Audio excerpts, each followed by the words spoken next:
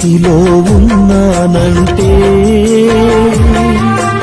ఇంకా బ్రతికున్నానంటే, ఈ స్థితిలో ఉన్నానంటే, ఇంకా బ్రతికున్నానంటే, నీ కృపా, నీ కృపా, నీ కృపా, నీ కృపా, నీ కృపా, నీ కృపా, నీ హల్లెలూయా. ప్రభువైన యేసుక్రీస్తు నామములో మీ అందరికీ హృదయపూర్వకమైన వందనాలు. ఎంతవరకు మనం దేవుడు పాటలు పాడి దేవుడిని మహిమపరచు.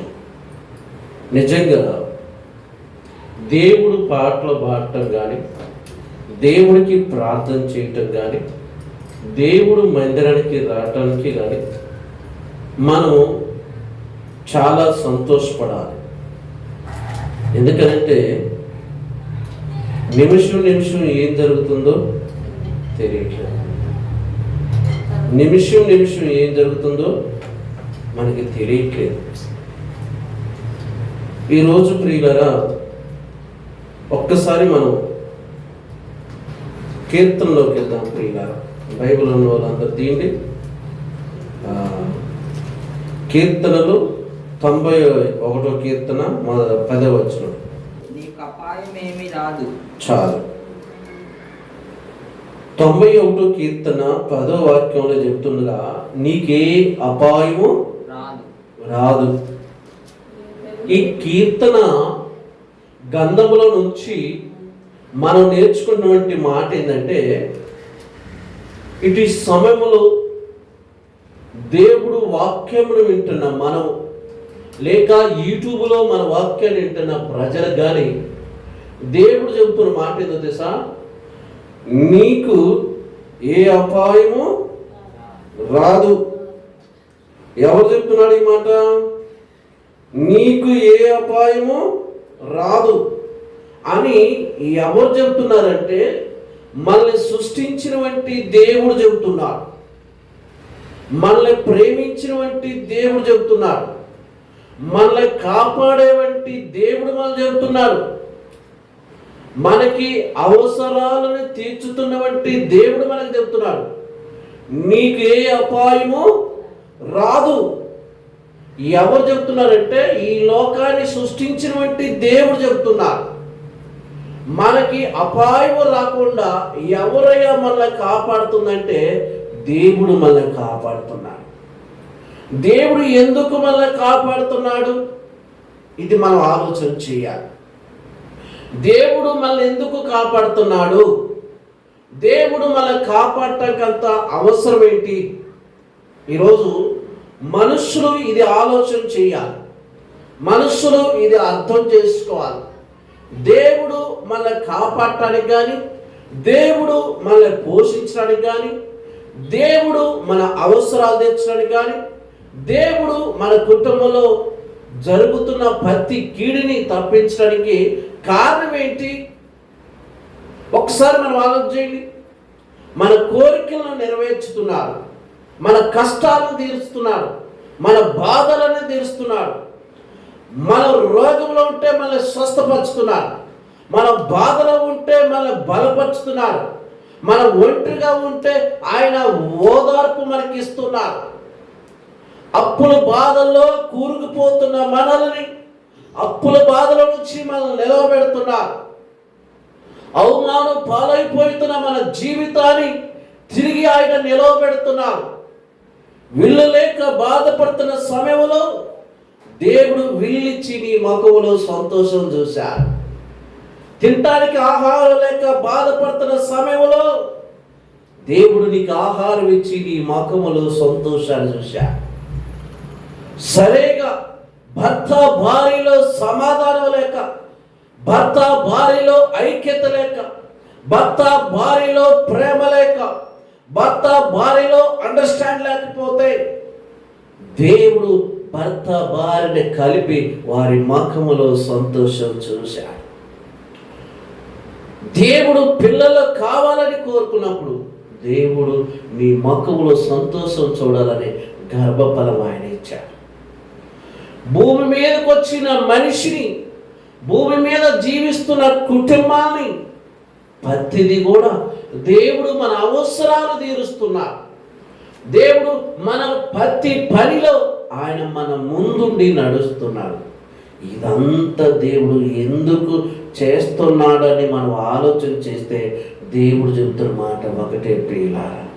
ఎటు దిశ 14వ వచనం చూడండి. ఇప్పుడు 14వ వచనం కీర్తనలో 91వ అధ్యాయము 14వ వచనం. అతడు నన్ను ప్రేమిస్తున్నాడు కనుకనే నేను అతన్ని తప్పించెదను. దేవుణ్ణి ప్రేమిస్తున్న ప్రజలు, దేవుణ్ణి ఎవరైతే ప్రేమిస్తున్నారో, ఎవరైతే దేవుడు మాట వింటున్నారో, ఎవరైతే దేవుడికి లోబడుతున్నారో, ఎవరైతే దేవుడికి ఇదేత కలిగి ఉన్నారో, ఎవరైతే దేవుణ్ణి ఆరాధన చేస్తున్నారో, ఎవరైతే దేవుడు పాట పాడుతున్నారో, ఎవరైతే దేవా నువ్వే నాకు తోడుందని దేవుడు కోరుకుంటున్నారో, దేవా నా అవసరాలు తీర్చమని మనం ఎప్పుడైతే ప్రార్థన చేస్తున్నామో దేవుడు చెప్తున్నారు, మీరందరూ నన్ను ప్రేమించారు కాబట్టి నేను మీ కుటుంబంలో ఉన్న ప్రతి ఆపదను తప్పించుతాను. దేవుడు చెబుతున్న మాట. ఈరోజు నిజంగా మనము దేవుణ్ణి ప్రేమించితే దేవుడు చెప్తున్నాడు తెలుసా, ఏం చెప్తున్నా తెలుసా, నీవు నన్ను ప్రేమిస్తున్నావు కాబట్టి నేను నిన్ను తప్పించుదును. ఏ విషయంలో నేను తప్పించాడు, ఏ విషయంలో నిన్ను కాపాడుతున్నాడు, ఏ విషయంలో నీకు అండగా ఉంటున్నాడు, ఏ విషయంలో నీ పక్షం నిలబడుతున్నాడు, ఏ విషయంలో నీ భుజము తట్టి నీకు దయనాన్ని ఇస్తున్నాడో ఒక్కసారి ఆలోచన చేయండి ప్రియ. ఈరోజు సమాజంలో, సొసైటీలో మనం చూస్తున్నాం ప్రియులరా, అక్కడ ఏమవుతుందో తెలియనంటి పరిస్థితులు. మన ఏరియాలో, మన కాలనీలో ఏం జరుగుతుందో మనకు తెలియట్లేదు. మన పక్కన ఉన్న ఇంటిలో, ఆ కుటుంబంలో ఏం జరుగుతుందో మనకు తెలియట్లేదు. ఇక మన పక్కన ఇంట్లో ఉన్న వారికి ఏం జరుగుతుందో తెలియదంటే మన ఈదులో ఏం జరుగుతుందో ఏం తెలిసింది. ఎందుకంటే ఎవరు పని వాళ్ళే, ఎవరు కుటుంబం వాళ్ళే, ఎవరు బాధ్యతలు వాళ్ళే. ప్రేమైన సహోదరి సహోదరులారా, దైవ వాక్యం ఏం చెబుతుందంటే ఈరోజు నీవు గాని దేవుణ్ణి ప్రేమిస్తే ఆయన నిన్ను తప్పిస్తాడు. ఈరోజు మనతో పాటు పుట్టినవారు, మనతో పాటు పెరిగినవారు, మనతో పాటు కలిసి మెలిసి నడిచినవారు, మనతో పాటు పుట్టి పెరిగి పెద్ద పెళ్లి చేసుకున్న వారు కాలగర్భంలో కలిసిపోయారు. వారి ఫోటోలో గోడ మీదకెక్కిని, ఆ ఫోటోల పైన దండబడ్డది, ఆ ఫోటోలకి దీపాలు పెడుతున్నారు. మరి మనం ఇంకా ఎందుకు సజీవులుగా ఉన్నాం ఒక్కసారి ఆలోచన చేశారా?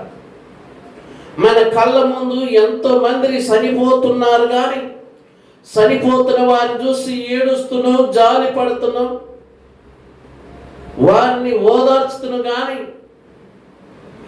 అదే పరిస్థితి మన కాడికి వస్తే ఏంటి మన పరిస్థితి? రోజు పేపర్ చూద్దామన్నా, వాట్సాప్ చూద్దామన్నా, న్యూస్ చూద్దామన్నా, యూట్యూబ్ చూద్దామన్నా ఎక్కువగా మనకి వినపడుతుంది మరణపు కేక. మరణం, మరణం, దీని నుండి ఎవరు తప్పించుకోలేరు. సామాన్యుడు మొదలుకొని ధనవంతుడు వరకు, పేదవాడు మొదలుకొని రిచ్ పీపుల్ వరకు ఎవరినైనా ఆ మరణానికి తలదించవలసిందే. నాకు డబ్బు ఉంది, నాకు ఆస్తి ఉంది, నాకు పలుకుబడి ఉంది అన్నగా అది నిన్ను ఉంచదు. నేను చాలా పేదవాడిని, నేను చాలా దీనస్థితిలో ఉన్నాను అని చెప్పినది ఉంచదు. ఈ పిలుపు దేవుడు పిలుస్తున్నాడు. మరణం, ఏమండి ఈ మాట వింటేనే చాలా భయం అవుతుంది. ఎందుకో తెలుసా? మీకు అర్థం కావటానికి చెప్తున్నాను ప్రియుల. మరణం అంటే ఈరోజు ఆ మంచం మీద పడుకున్న చనిపోయిన వ్యక్తిని మంచం మీద పడుకొని ఆయన చూసి ఏడుస్తున్నాం, కానీ ఆయన ఏ క్షణంలో అయితే చనిపోయిందో ఆ క్షణంలోనే తన శరీరంలో ఉన్న ఆత్మ లేదేనా? ఇప్పుడు ప్రియులారా, అతన్ని ఒక 2 రోజులు ఉంచినా, 3 రోజులు ఉంచినా, 4 రోజులు ఉంచినా ఆయన బాడీ మాత్రం సమాధికి చేరవలసిందే. ఆయన బాడీ మాత్రం కట్టెల మీద కాలాల్సిందే. ఆయన బాడీ మాత్రం పెట్లో పెట్టి ఆయనని సమాధి కార్యక్రమం చేయవలసిందే. మీకు అర్థం కట్టని చెప్తాను. మనతో పాటు 5 సంవత్సరాలు తెలిసిన వాళ్ళు, 10 సంవత్సరాలు తెలిసిన వాళ్ళు, 15 సంవత్సరాలు తెలిసిన వాళ్ళు, 20 సంవత్సరాలు తెలిసిన వాళ్ళు, వీళ్ళు హఠాత్తుగా సరిపోయి సమాచారపడ్డాక ఇక మనిషి మళ్ళీ తిరిగి మనం చూడగలుగుతామా? ఆ మనిషితో మళ్ళీ మాట్లాడగలుగుతామా? ఆ మనిషి రూపానైనా మనం చూడగలుగుతామా? అందుకనే ప్రియులారా, మరణం చాలా భయంకరమైనది. బైబిల్ అదే చెబుతుంది. ఈరోజు బైబిల్ ఏం చెబుతుంది సార్? నీవు అతన్ని ప్రేమిస్తున్నావు కాబట్టి నేను నిన్ను. ఎవరిని ప్రేమిస్తే? దేవుణ్ణి ప్రేమిస్తే. మనల్ని ఎన్ని ప్రమాదాల నుంచి తప్పిస్తున్నాడు, ఎన్ని కష్టాల నుంచి మనం తప్పిస్తున్నాడు, ఎన్ని రోగముల నుంచి తప్పిస్తున్నాడు, ఎన్ని సమస్యల నుంచి తప్పిస్తున్నాడు, ఎన్ని అవమానాల నుంచి తప్పిస్తున్నాడు, ఎన్ని బాధల నుంచి మనం తప్పిస్తున్నాడు. ఒక్కసారి ఆలోచన చేయండి నా ప్రేమైన సహోదరి సహోదరా. మనం దేవుణ్ణి ప్రేమించబట్టి, ఆ దేవుడి మాట వినబట్టి, దేవుడికి భయభక్తులు కలిగి ఉండబట్టే మనం ఇంకా బతికి ఉన్నాం. ఈరోజు మనం బ్రతికున్నామంటే అది దేవుడి కృపని మనం గుర్తుపెట్టుకోవాలి.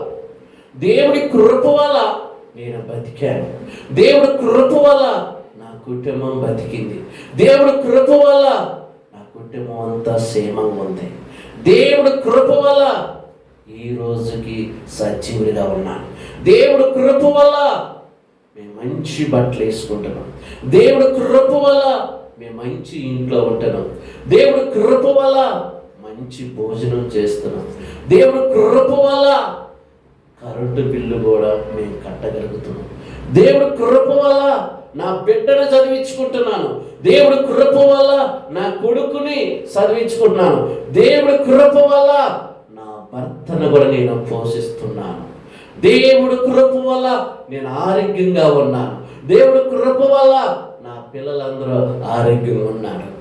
ప్రతిదీ ఏమి రావాలంటే దేవుడి కృప. హల్లెలూయా. దీనుల వెడల కృప చూపువాడా, నీ దాసుడిని దాటిపోకయా. దీనుల వెడల కృప చూపువాడా, నీ దాసుడిని దాటిపోకయా. నీవే నా ఆధారము, నీవే నా ఆశ్రయము, నీవే నా ఆధారము, యేసయ్యా నీవే నా ఆశ్రయము. దీనుల వెడల కృప చూపువాడా, నీ దాసుడిని దాటిపోకయా. హల్లెలూయా. ఈ పాట అండి వింటుంటే కళ్ళంటి నీళ్ళట్లేదు.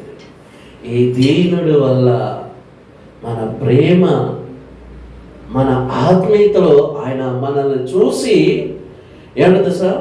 మనం ఏమంటున్నట్టే, అయా ఈ దీన దాసుని దాటి పోకయ్యా.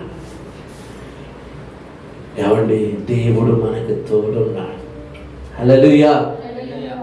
ఒకటే చెప్తాను, నేను ఖచ్చితంగా చెప్పగలుగుతాను, ఈ సెకండ్ కూడా మనం బతికున్నామంటే అది దేవుడి కృప. హల్లెలూయా, హల్లెలూయా. అది దేవుడి కృప. మనం దేవుణ్ణి ప్రేమించబట్టి, దేవుని ప్రార్థనలోకి రాబట్టి, దేవుని నమ్ముకోబట్టి, మనం మారు మనసు పొందబట్టి, బాప్టిసం తీసుకోబట్టి, దేవుడి సంఘంలో చేర్చబట్టి, దేవుని సభ్యుడిగా మార్చబట్టి ఈరోజు సర్వశక్తి కలిగినటువంటి దేవుడు నీకు తోడున్నాడు. హల్లెలూయా. నువ్వు భయపడాల్సిన పని లేదు, నువ్వు దిగులు పడాల్సిన పని లేదు, నువ్వు చింతపడాల్సిన పని లేదు. దేవుడు ఎవరిని ఎక్కడ దోలాలో అక్కడ దోలతాడు. హల్లెలూయా. ఈరోజు దేవుడు చెప్తున్నాడు, నువ్వు ఈరోజు నువ్వు బాధపడుతుంటే, నువ్వు కుంగిపోతుంటే, నలిగిపోతుంటే, బెరుకుగా ఉంటే దేవుడు చెప్తున్నాడు. ఎందుకంటే ప్రియులారా, ఈరోజు ఎవరిని చూద్దామన్నా భయపడుతున్నారు, కంగారు పడిపోతున్నారు, కుంగిపోతున్నారు.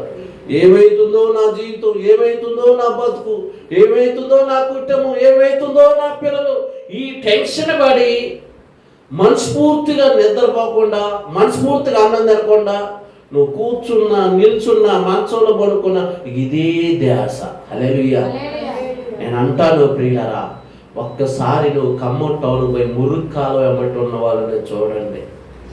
చిన్న డేరా వేసుకుంటారు, వాళ్ళకి మనలాగా ఫ్యాన్లు, కరెంటు లేదు, ఇల్లు లేవు. దేవుడు వాళ్ళనే పోషించుతున్నప్పుడు నిన్నెందుకు పోషించడు? వాళ్ళకి సరే వేసుకోవడానికి కూడా బట్టలు లేని తల్లులు, కుటుంబాలు ఉన్నాయండి. సరే తినటానికి ఆహారం లేక గిన్నె పట్టుకొని తిరుగుతున్నారు. మనకు ఆ దేవుడు మనకు ఇలేదు కదా, ఇచ్చిండా? ఇలేదు కదా. మంచిగా తినటానికి 3 పూట్ల భోజనం ఇచ్చాడు కదా, మంచిగా వేసుకోవడానికి బట్టలు ఇచ్చాడు కదా, తొడుక్కోవడానికి మంచి చెప్పులు ఇచ్చాడు కదా, ఉండటానికి మంచి ఇల్లు ఇచ్చాడు కదా. ఈ దీంట్లో ఆనందపడాలి కానీ, దీంట్లో సంతోషపడాలి కానీ, దీన్ని బట్టి దేవుని ఎక్కువ ప్రార్థన చేయాలి కానీ, ఇక అది లేదు విధి లేదని కంప్లైంట్ పెట్టుకొని బాధపడి కుంగిపోతే రేపు నువ్వే మంచాన పడతావు. అవునా?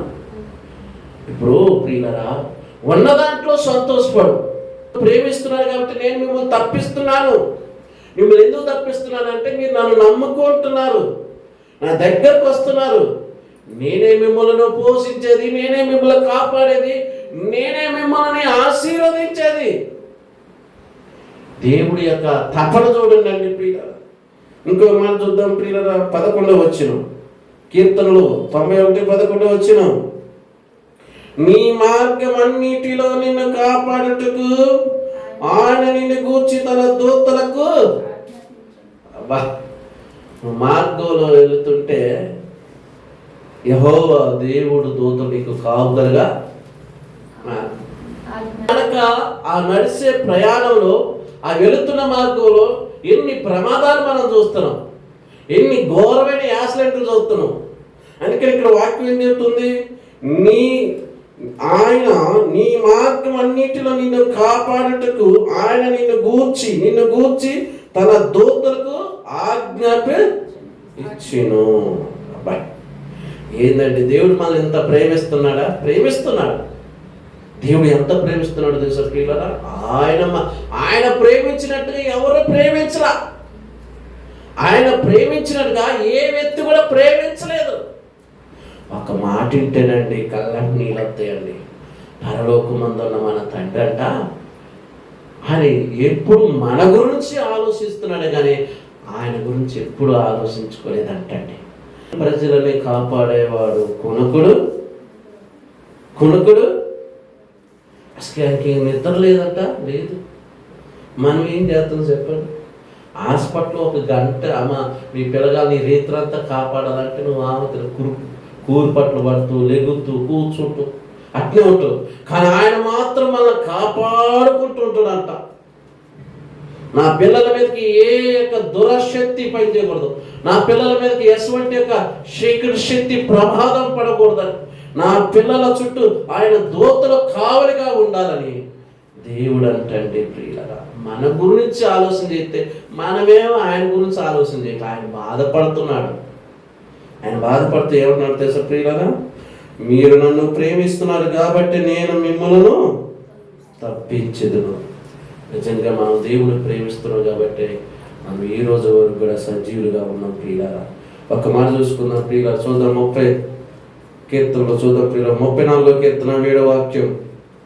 దేవుడు నిజంగా మనల్ని ఎందుకు కాపాడుతున్నాడు? మన ఇంట్లో రేత్రి పూట మనల్ని కాపాడుతున్నాడు, పగలపూట కాపాడుతున్నాడు, పనికి వెళ్తున్నప్పుడు కాపాడుతున్నాడు, ప్రయాణంలో చేస్తున్నప్పుడు కాపాడుతున్నాడు. మనం ఆరోగ్యంగా దేవుడు మనల్ని ఉంచాడు, మనకి బలమును దేవుడు ఇచ్చాడు. నేను చదువుతాను, జాగ్రత్తగా వినండి ప్రియులారా. 34వ కీర్తన 7వ వాక్యం. బైబిల్ తీసి చదవండి. యెహోవాయందు భయభక్తులు గల వారి చుట్టూ ఆయన దూతల కావలిగా ఉండి వారిని రక్షించును. హల్లెలూయా. దేవుడు చెప్తున్న మాట, యెహోవాయందు భయభక్తులు కలిగిన వారి చుట్టూ అంటే దేవుడికి భయపడ్డ వారు, దేవుడిని నమ్ముకున్న వారు, దేవుడు రక్షణ తీసుకున్నవారు, యేసుక్రీస్తు నామములో పాపములను ఒప్పుకొని విడిచిపెట్టి బాప్టిసం తీసుకున్న వారికి దేవుడు చెప్తున్న మాట ఏదో తెలుసా? యెహోవాయందు భయభక్తులు గల వారి చుట్టూ ఆయన దూతలు కావలిగా. ఎవరుంటారంట మన కావలిగా? దేవదూతలు. దేవదూతలు మనకు కావలిగా ఉంటాయి.